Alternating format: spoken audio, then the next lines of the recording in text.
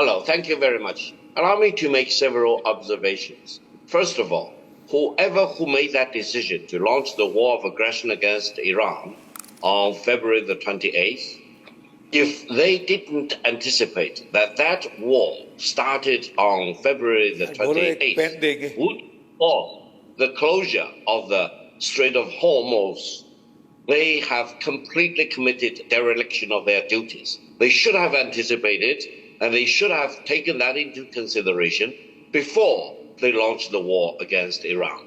Now, when we talk about invasion or occupation of Khark, let me ask everyone here in this distinguished panel one question.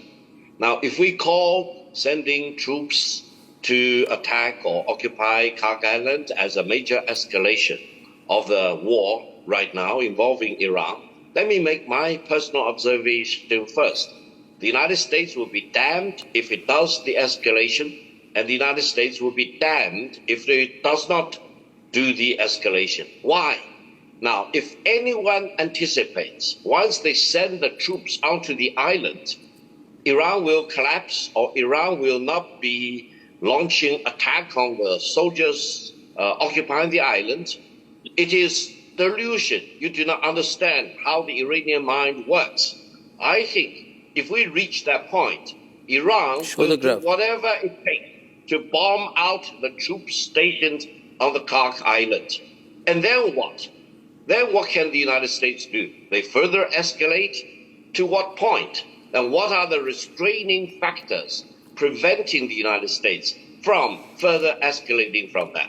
Now, talking about the closure of the Strait of Hormuz, I think the president of Germany made a real sensible remark. He said, well, before February the 28th, the Strait of Hormuz was free for navigation. It was closed because of the war of aggression against Iran started on February the 28th.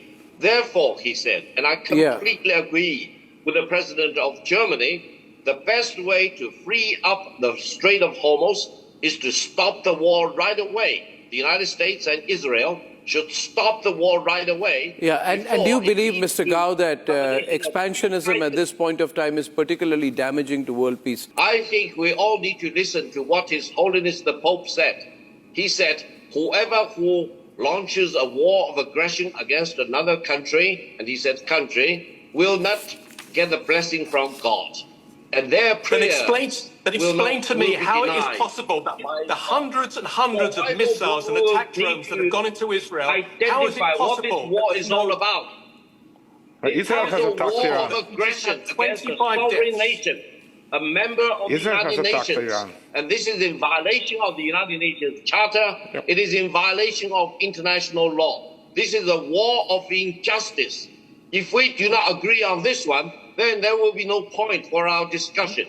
And there is no point of figuring out what the United States will do or not do, and why I say the United States will be damned if it escalates, it will be damned if it does not.